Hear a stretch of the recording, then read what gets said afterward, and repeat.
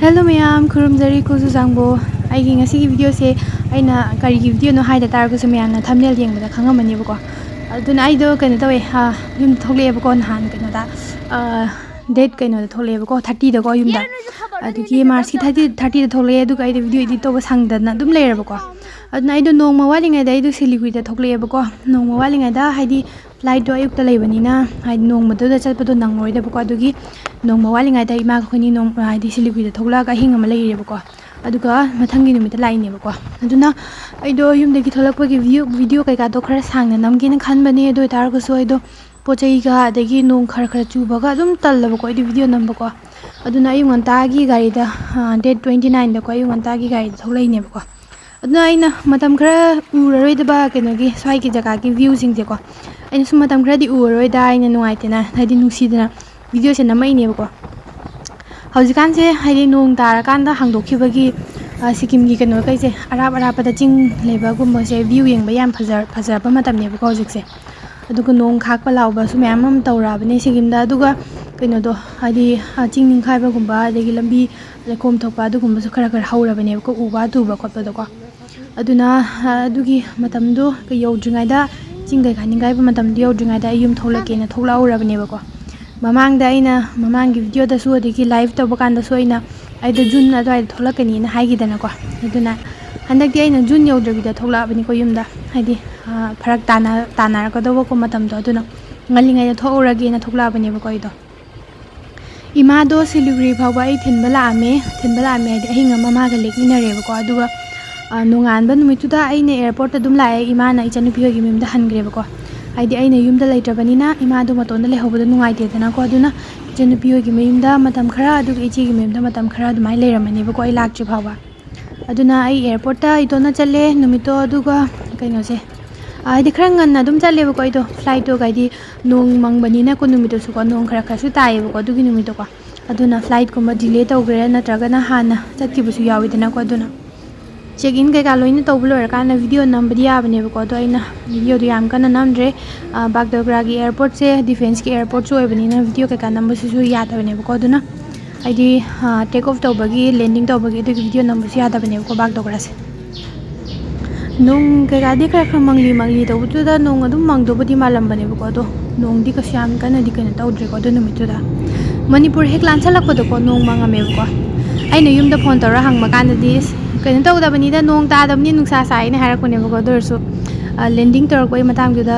hadi nong khara khara mangaga thili tab do dumain torame ba ko nong do nantradi matha ka se phajana ugoda bane ba ko adu numito da di phajana uramdre hojikan de dum nong ta ba matam su yoksale dana ko duna yam phajana udre ko nakte mamangi da ka di yam sengna ubane ba ko mathak sai ne tholok pa kan da ko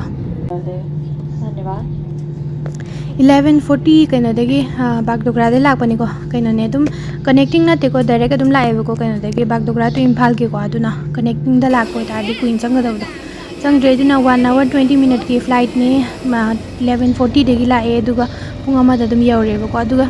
aina kanam ta lobala anu harba kaino da baba su duty chale ye duga yum da su aidi koi lai khrame tawri ko yum gi ko aduna kaino thabak to chille an haiba du daina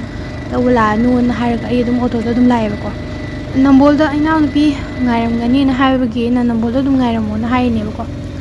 matam yam kuire ko ina smaina haidi straight oiba lambi daga chatrise ko haidi Sikkim da laibani na ching da ni dum leire chatpugi dum haina budi da ko aduna imani bisu ngairame nisira ga ai ina nupi ga ngairame ko moi ni na nambol da duga pochai lemin re haidi aina yum gi kai ge pi ga da pochai ge da ko ji hoi chanapi hoi adagi ima hoi na pirak pa pochai ge do adusu bibi ge na ko haidi asom sida laktar ga su asom na kan gi chanabi da pochai do pi bagi ko ji hoi chanapi hoi na thoin ki leire bibi rai ne do na ima hoi gi pochai pi ge na akoi lekai yum yok salak pa kan se nungsi ba ka phauja ne kui re si gilam se chata ba kan khandana chahi amaga tha manga mu sure ba ko yum chata ba ko aduna yum da de akoi mai ka nam ta leiram dre du na kaino tawin mai kai ka okthong na bai na khoi na mo hoi akoi ma bo hoi akoi baji hoi ko ta choi mayam ngai birame ba ko do baba su duty jat ki ba ko du ki numi to da aduna yum da leiram dre ba mi ka nam ta moli ni koi gi hui se moli ni khoi yum gi moli leirame to ga ai kham la to gi ko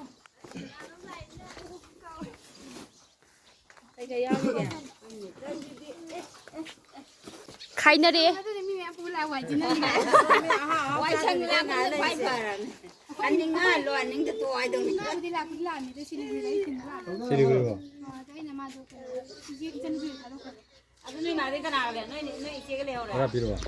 Yumda hek yorokpaga mayamsina itonda laise kaigino na imana kanaga lehorino aduga haidi ai itonda laise ye tizadra kaine ngoda gangi se yumda itonda laie nako ai andakti kanam puraktre ko kanam puraktre de ina pasi yumda laitre ima so iche hoi chane bi hoi thamame ko ado ai matam khara su koina laigi gena adugi ken to itonda dum labane ko aduna yum yore edu duga kaino se pupugi poche hana bibire ko kaino makhoi mahoi ke ga pi jinga to ko pupugi handakti ko samna leibirtre ko do soina lerak pakhara haidi pupugi nena mamang lak patas ko arak po khuding ki khara khara dum haidi cherau ba kai ga poche so aidi amda thindri ko haidi yumek pan be de ko dona aina lerak pakhara kai dum bibiram ni ko khoi pugi akhoi pu yam han oirabani ko khoi pu che chahi 90 above oirabani ko hojik se ko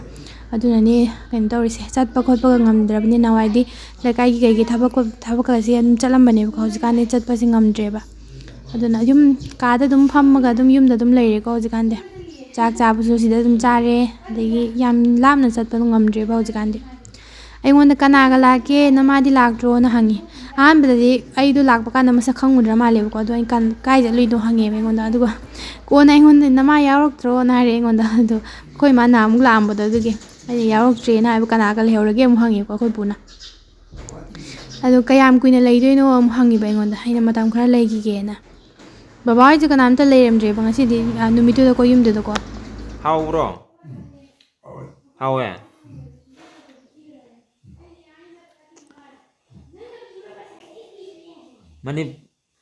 Manipur jilibi ga kana how henge? अखोई पुसे हौजिकान मना खरा खरा आदि नासे खरा खरा ताद्रेबको अदुनने अदुम सुम कन्ना ngangnaraga kaina taw wari sanabudi taba handak yumda thorakpada iboksu leramdrebako iboksu mamangi cheida leigidre aduna handak tholakpada di iboksu leramdre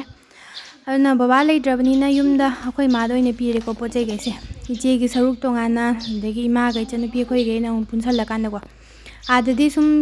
sanga gumse leiraga pinai dana ko aduna sidadi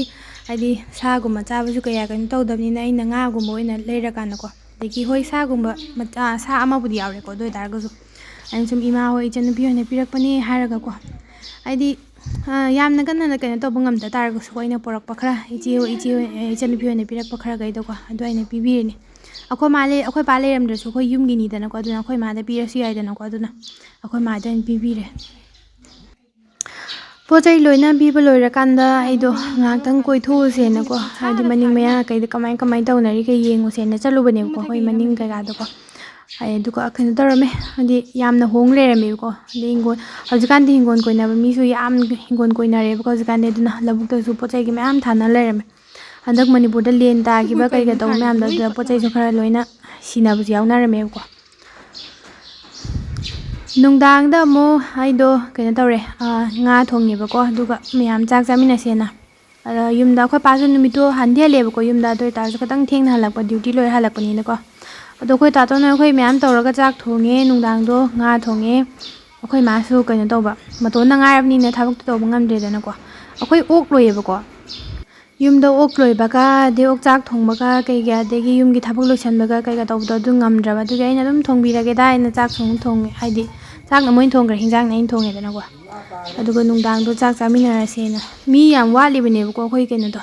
akhoi indom cha ya somna kan side ta legi ba mi yam wali ko duna nongma oina phajana kawra chak chaminara sena khoi